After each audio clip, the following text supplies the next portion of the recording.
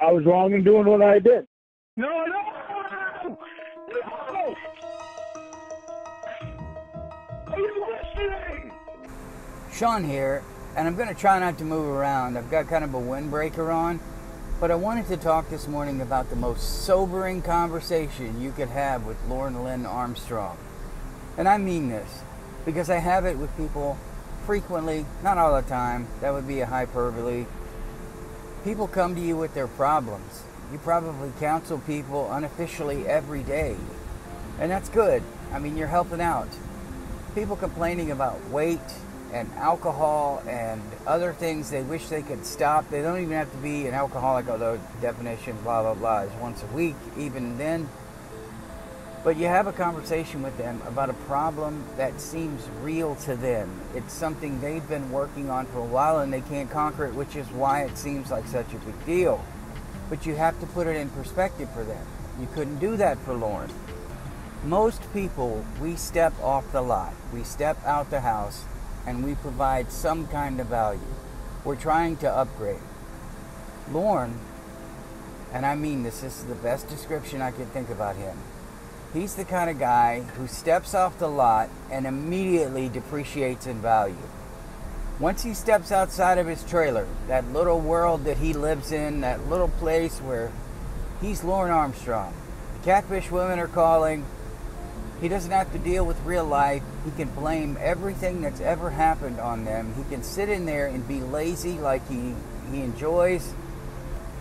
Like Elon Musk drove that really expensive car off the lot and immediately it lost $50,000 value. That's what kills me about cars. But it's the same about humans. It's the same about Lorne. He offers nothing. He has no value to anyone around him. As a matter of fact, he's a counterweight to a lot of them. There are a lot of people like that. A lot of people. But the conversation I would have with Lorne when he's talking about all of his troubles, and imagine you have a friend who's having troubles like Lorne had with winning. We're going to use that. And you know, deep down, if you're Lorne Armstrong, this is not healthy for you. Maybe you don't really know what's healthy. Maybe you're just going to let it go for the simple fact that there's a 1% chance, less than a 1% chance, that you might finally have sex on a regular basis. A guy who was so desperate, and we know what Winnie did and all of the insane things she did, and there was Lorne hanging on. Lorne complaining about any of that. He's sitting down and you say what I tell everyone else. For 200 to 300,000 years, humans in some shape or form have reportedly been on this earth according to testing and dating. They went through some of the most boring times in the world just to get us to where we are. Hunter-gatherer, tribes, they had to invent things to keep them occupied. Imagine idle hands. Look at idle hands now and what happens. Imagine idle hands back then. You had fighting and sex and eating, hunting, dancing and banging on stuff. I mean, that's it. It wasn't until the 1700s when modern medicine kind of kicked in. I think that was about the time you could say that modern science took off. Then in the 1800s, we had a lot of progress towards the end. When the Industrial Revolution hit, the world exploded. Everything changed. More jobs, more technology, more advancements. And now we have pocket computers. We carry around with us, and we use it to look up things on the internet and scream at each other. There are millions, maybe billions of other planets in this galaxy alone. We tend to think of it as only our planet, and we tend to think of life on those other planets as non-existent. We are the only inhabitable planet. I'm just talking, kind of freestyling here. Imagine all of the life that's out there in the universe. See, we scramble while we're alive. We scramble to matter. And you do matter in the now. In the long run, no one will remember you. No one will remember your name. Which is why eternal life after you die, your soul going to heaven, existing forever in paradise, it's so appealing because your name will be written in the book of life. People will remember you. You will matter. If you don't believe in that, if you're an atheist, then you know you only matter in the now. And the best you can hope for is that when you're gone, someone says, hey, I kind of miss him. I kind of miss her. Really great person. There are people probably listening right now that think, if I left my job, it would shut down. I have heard that so many times in the technology field, specifically. Those people leave, and not only do they not shut down, in one case we were operating well above what we were before, because you take your bad habits with you, but we're not getting into that. That person came back and we instantly went down in production, bringing old ideas back, old attitudes, familiar attitudes, bad habits, all of that came back. When you leave, it's difficult for some people, which is why they come back as a contractor. They worry about what their legacy is. If I left and it was on good terms and I had done something outstanding, I'm not coming back. I don't want that ruined, even if 5 people talk about me. If you've ever been around the gossip people at your work, you know they talk about everything. Rarely do these gossip hounds talk about people who have left unless they did something absolutely stupid, and they go, hey, you remember that person? God, you think you did what you did was stupid. Let me tell you this story. You impact those around you. And on a side note, I discovered before midlife, that what I really enjoyed was building others up.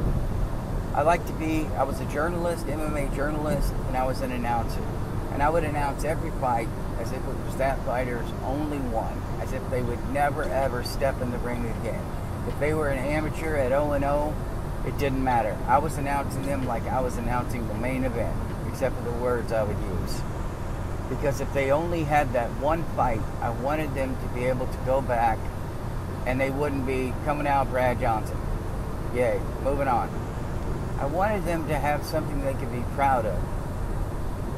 I would have a hard time doing that with Lorne. But we're talking about how small we are, how much we don't matter.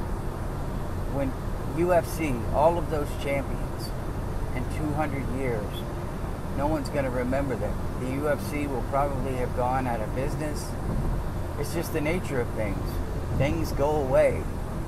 They are no longer here. That's why some of these companies, since 1925, 100 years, but that company will get bought out, that company will merge, the people who own it will die off, there'll come a generation that just wants to sell it and get that money, not deal with it anymore.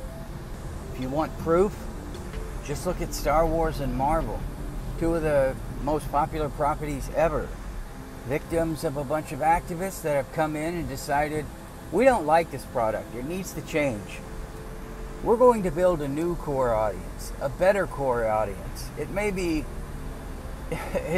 minuscule, but you should be proud of the audience that we built. And you're watching it die.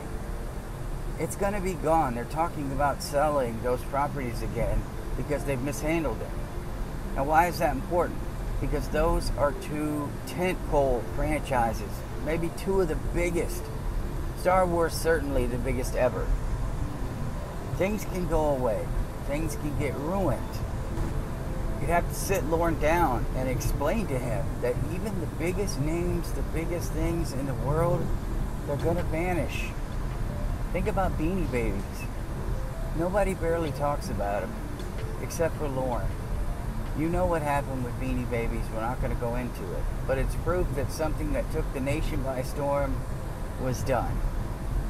So you tell Lorne, you are a blip. The only thing you can hope for is that you've affected somebody and made their life in the now better than it was. Have you? Of course, he's going to say, well, yeah, I bring water to homeless, Aunt Sharon, Mom, Roy. I work on his van in the summer for 30 minutes. Fucking Uncle Clay. He's a debt. He's a burden on the bank and his loaners. He's a burden on his mom, on his brother. He's a burden on the state, on the city, to the federal government. Everything that he's done, probation and parole, all of that. And he thinks he's one of the biggest names on NBC. And you would have to explain to him, Lorne, if you weren't on that show, it would have gone on just fine. You're nothing special. This community, we wouldn't exist. But the same people who are interested in TCAP are the people, the small part of that group that are interested in you. So the TCAP community would be just as big, and people wouldn't dive into the Lorne world. You don't matter, Lorne. You don't have anything to pass on. Thankfully, you don't have children. You don't have a wife. Your siblings want zero to do with you. Tony is gone. And I know Wendy only has bad memories. You step out of that trailer, you step off the lot, and your value, it decreases. Maybe the only people you've ever mattered to are your dogs, boy. Because you fed them when you could, when you weren't spending your money on cigarettes. I mean, I'd love to know how, you go to the dentist, once what, every 7 years? You don't go to the doctor and take care of your health. You don't take advice from anybody. You take money off of everybody. You take time off of probation and parole, who could be helping real people. Lord, if you wanted to leave a mark, what you would have done, what you could still do is get your life in order. Go back as one of those examples and say, hey, look, I was in a much worse situation than you guys. And I turned my life around, and now I contribute to society. But Lorne's at the point where the most he could hope for is a job at a grocery store as a janitor after it closes. No one's going to want to deal with him. No one. And again, he's a lot like DSP. He's been fired from every job. He's failed at every job. And now he's clinging to the little bitty audience that he has. Without the catfish, without this community, Lorne has nothing. No one would even talk about him because he's done nothing. What has he done to be remembered for, except for, the NBC stuff and potential real victims? What has he done that would make people talk about him? Nothing. He left no legacy, no mark on any place he's ever worked. The women that he terrorized, the potential real victims, those people will talk about him, not in a good way. His mom, all of those people whose lives he's affected, how he's mentioned his mom in these catfish calls, mentioned his brother, mentioned his siblings, mentioned his aunt Sharon, I like to say that more, aunt, because I'm from the South, well, sort of the South, anyway.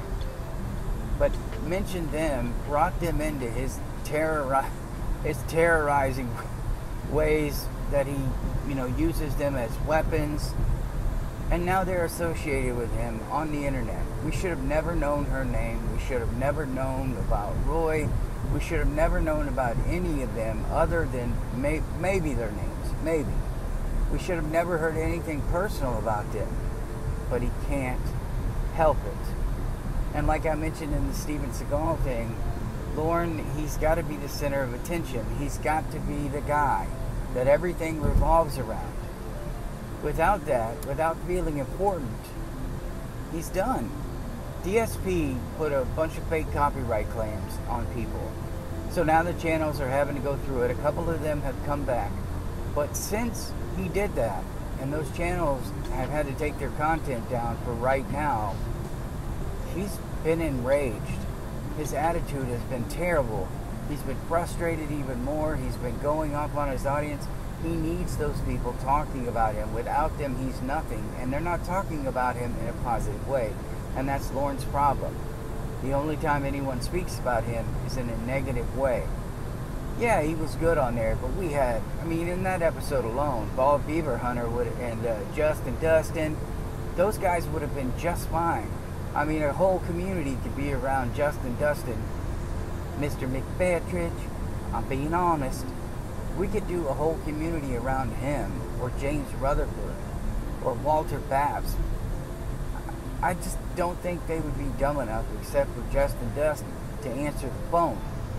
Stanley did. We know Stanley answered the phone. I mean, he's enough to have an entire community around. But they chose Lorne because he's so dumb. And you could look at him and just think to yourself, that's an easy mark.